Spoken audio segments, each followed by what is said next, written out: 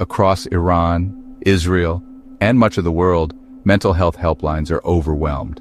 Panic attacks, PTSD, insomnia, a tidal wave of invisible wounds rising in silence. But this isn't just a health crisis, it's a spiritual implosion. The world is unraveling not just in the streets, but in the minds and souls of its people. The headlines offer numbers, but they miss the human ache.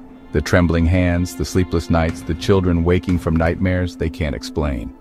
In this gripping episode of the Stoic Quotient, we pull back the curtain on a crisis the world refuses to name and reveal how ancient Stoic wisdom can become a weapon of peace in the war within. War and conflict do more than destroy cities. They destabilize minds, fragment families, and shatter the nervous systems of entire nations. In the Middle East, the psychological toll is staggering. Mental illness rates, including PTSD, depression, and anxiety, soar among both those directly affected and those who merely witness the devastation. Children are especially vulnerable, absorbing trauma that rewires their development and reshapes their futures. Healthcare workers, too, are breaking under pressure, working under fire while battling burnout and trauma of their own. And despite all of this, access to mental health care remains dangerously inadequate. The wounds we can't see are multiplying, faster than we're willing to treat them. The mental health impacts of conflicts in the Middle East, including the prevalence of PTSD, have far-reaching consequences that extend beyond the immediate conflict zones and affect us and the rest of the world in various ways. The mental health burden experienced by people in Iran, Israel, and the Arab world as a result of conflicts has significant global implications. It contributes to a worldwide mental health crisis, strains the resources of host countries, and creates economic and political uncertainties that can affect the entire world. Welcome to the Stoic Quotient, where we talk about what others won't, where philosophy becomes a torch in the dark, and where mental clarity is no longer a luxury, but a lifeline. Let's look into the mental health crisis no one sees. Iran, Israel are crying, not just for freedom, but for peace of mind. Mental health hotlines are overwhelmed. Calls flood in with panic attacks, insomnia, dissociation.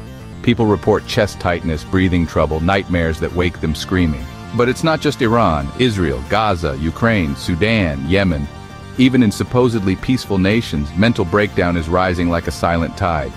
This is not just psychological, this is existential. What we're witnessing is a slow, silent implosion of human resilience.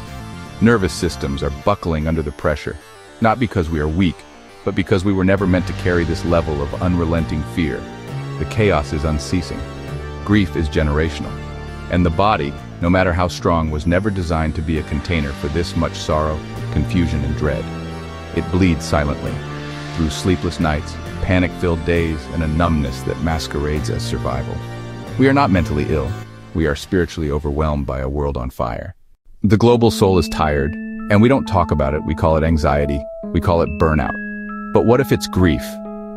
Grief for a world that doesn't make sense. Grief for safety that was never secure. Grief for the illusion that someone is in control. We are not just struggling to cope. We are fighting to hold on to our sanity in a world that profits from our exhaustion. Every notification, every breaking headline, every scream of propaganda is designed to fracture your focus and flood your nervous system. We're not just surviving. Many of us are unraveling in silence, pretending we're okay, while inside our minds are screaming for stillness. This world is engineered to keep us anxious, and yet here we are, choosing to feel, choosing to breathe, choosing not to numb out. That is nothing short of revolutionary. Inherited trauma, modern collapse. In Iran, decades of war, sanctions, and silence have embedded trauma into the bloodstream of its people. Anxiety isn't just in the mind, it's in DNA.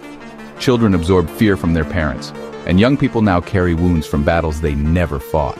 This generational trauma becomes emotional currency traced in silence, absorbed through glances, carried like invisible weights across time.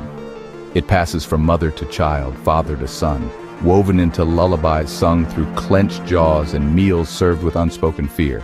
It teaches us how to flinch without knowing why, how to shrink our dreams, how to live in survival mode even when the threat is no longer visible. This isn't just history, it's inheritance. And most of us are spending emotions we never agreed to hold.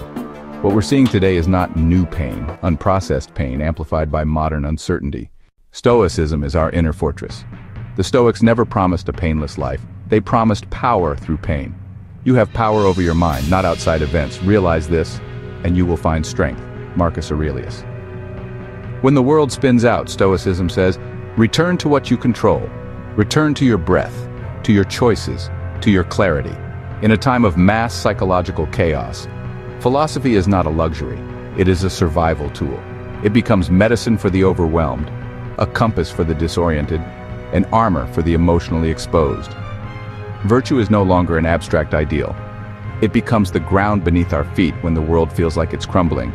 And discipline, far from being a cold demand, is transformed into the daily ritual that rescues us from spiraling. In the storm of overstimulation and silent suffering, philosophy is the structure that holds us together when everything else breaks apart. If you feel like you're falling apart, you're not broken, you're breaking open. This is your body begging for integration, your mind asking for silence, your soul screaming for clarity. This is not a weakness. This is awakening. And the Stoic Quotient is here for that awakening. We are not here to diagnose. We are here to remind you that your sanity is sacred. In a world that numbs, rushes, and silences, your clarity becomes a bold refusal to collapse into chaos. Your very act of choosing to feel, to process, to heal becomes an act of rebellion against a culture addicted to distraction. And your healing, it is not just personal, it's political, it's spiritual. It's a quiet revolution that shakes the foundation of every system built on suppression. You reclaiming your peace is a protest. You choose stillness as a stand. And returning to yourself is the most powerful uprising of all. You're not alone. You're not crazy. You're not weak. You are responding as any human would to a world that's forgotten what it means to feel safe. But here, you are safe.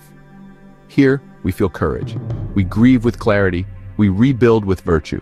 Come back. This conversation isn't over. The world may be loud, but your mind can be still. Stay supported, stay loved, stay hopeful. Welcome to the Stoic Quotient. We have so much to explore with you. The pain, the truth, the healing, it's all waiting. So return to this space not just for answers, but for clarity, for courage, and for connection. Let this be the place where your mind finds rest and your soul finds truth. Come back, not just to watch, but to awaken. Thanks for being here.